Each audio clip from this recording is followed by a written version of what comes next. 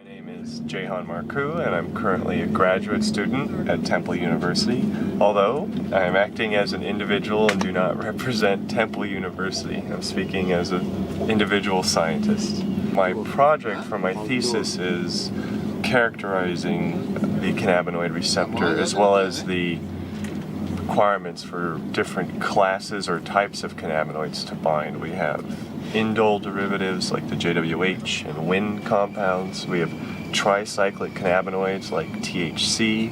There are also bicyclic cannabinoids, and there are the fatty acid amides, the endocannabinoids like anandamide and 2-AG.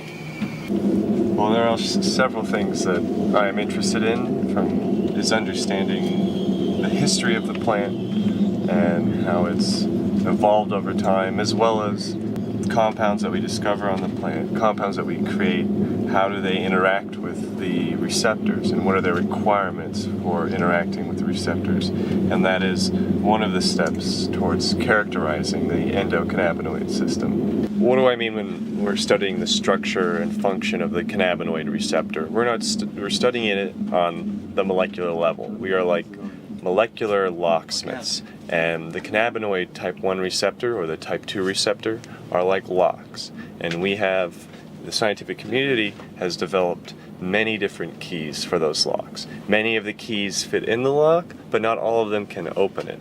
And I speculate that many of these keys may change what's behind the door. You may be able to use a different compound at the same receptor to elicit a specific effect. So it's like there's actually different locks within the same receptor? Yeah, they're, much like a lock has grooves in it. The receptor has grooves and pockets where things can fit into it. But the scale is much different. A compound is very, very, very small compared to a receptor is very, very big. And so if you were to watch this in real time, it'd be this tiny little compound in this big receptor trying to attach to a few amino acids. So when you see something like that from our simulations that are generated from our collaborators, you can see the potential for different compounds to be developed in different places for them to activate. And so when you say doors, do we know what's behind these doors? We know what's behind some of the doors. For instance, we can talk about pain, anti-pain effects being behind those doors, causing apoptosis. That's cell death, right? Cell death. So in cancer, causing cell death is important. So apoptosis is a very specific form of cell death. So cells can die from toxicity. That's not apoptosis. Apoptosis is triggering a self-destruct mechanism within the cell. And that's a very important distinction to make.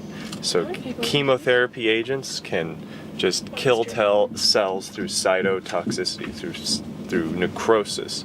However, to actually tell the cells that, hey, you know what, you're misbehaving, it's time for you to go, that is apoptosis, and the cells destruct from within to disassemble themselves, and those components are usually recycled by the body.